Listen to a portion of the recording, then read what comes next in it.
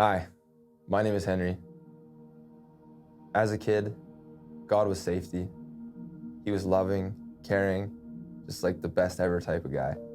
And looking back, the fact that I lost that faith kind of sucks.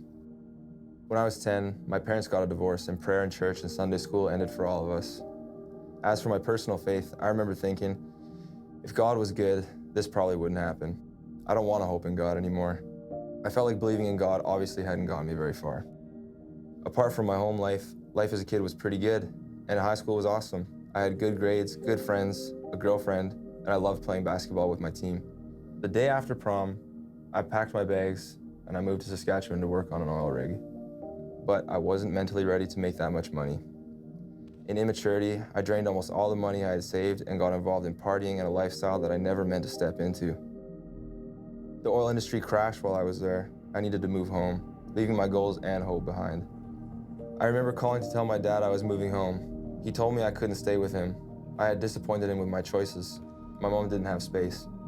I phoned my Nana, and she took me in. I was really grateful to have a place to live. But I was still drinking, I was doing drugs, partying. I wasn't sleeping well, and I began having breakdowns. My head just kept screaming, you gotta be responsible. You can't reach out for help. You are your only hope. Why would you put this on someone else? I knew it was time to start thinking about changing, so I saved up and I got a place on my own. I started making better decisions, but at that point I wouldn't have considered myself religious. I wanted to hope in a higher power, but I wasn't sure where to look. I was researching God online and looking for signs in my life, but I didn't know exactly who I was looking for or where I'd find the right answers. Throughout all this, I felt a lead in my heart to forgive my mom for something specific she had said to me years ago during an argument, which had ultimately led to the breakdown of our relationship. It sounds kind of cheesy, but I remember thinking, what would Jesus do? And so I just went with that. So I drove to her house and I told my mom I forgave her. I felt the weight of bitterness lift from my chest, and in that moment, I really felt like God had led me to that decision, and I was so thankful I decided to listen. This made me want to continue listening for God's voice, and I felt like going to church was an obvious step in that direction. Pastor Mike coached me all throughout high school basketball, and I just loved the whole Manus family. I knew Mike was the pastor at Southside, and he was one of my favorite people to listen to ever. If I was going to try and go back to church, I knew it was going to be where he was. The first day at Southside, I walked up to the door and I felt a little out of place. I wasn't sure if everyone would look at me differently because I didn't belong there. But I was greeted at the door with big smiles and I immediately felt at ease. I sat at the back, trying to stay out of anyone's way. The band started playing and I just closed my eyes. Something about this place felt so right to me. When Mike came on stage, he spoke right into my heart. He talked about things I thought only I was going through, and it felt like he knew I was there. I knew I had found something so good at this church, and I kept coming back. One Sunday, Pastor Mike told a story about a famous art collector whose collection was getting auctioned off after he passed away. All of these people were there to buy priceless pieces, and no one had any interest in the first portrait, one of the collector's son, who had passed away before him. A neighbor who didn't have much money, but who loved the man and his son, bid $10 and he won that piece. He then learned that he got to take the whole priceless art collection home because he placed value in the most important portrait.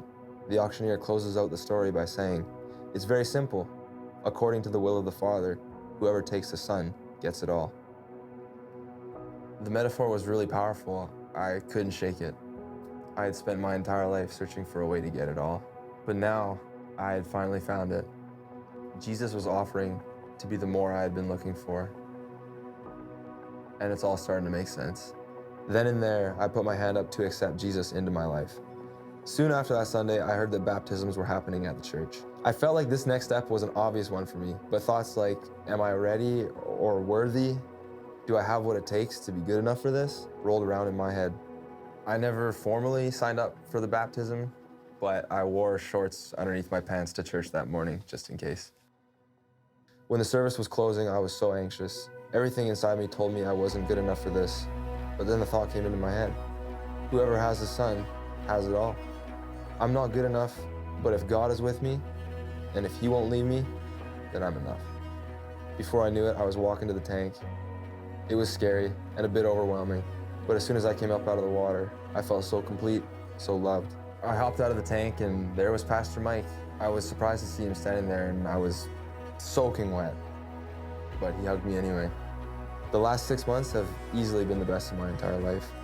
I honestly find myself stopping and thinking all the time, wow, this is wonderful. Like, this is really wonderful. I feel like I'm starting to come back to the hope I had as a kid. I'm rediscovering God as who I believed him to be when I was little. All love, all caring, best ever. Just as God led me to himself by bringing me to Southside, he's continuing to lead me forward. I can see my life changing for the better, day by day, with my family, my life choices, and the people in my life. I have hope again, and I can only see up from here. I wasn't able to say that for a long time. I know that life is still gonna be hard, and I know that stuff is still gonna come my way, but I have hope again. Whoever has a son has it all. Every day, I'm learning to choose his way because there's no hope like the hope I have now.